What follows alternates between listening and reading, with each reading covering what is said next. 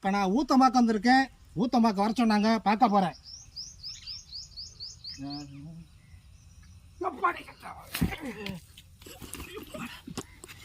செம்ம ஊத்தங்க இருக்குது மக்களே. இந்த இடத்துல ஊற்றுறக்கு நான் கல் வைக்க போகிறேன்.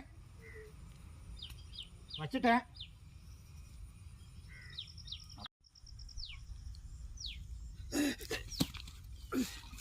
எத்தனை அடின்னு பார்க்காம விட மாட்டேன் இன்னைக்கு. நீயா நானா பார்த்துட்றேன். நீயா பார்த்துட்றேன். அப்போ நான்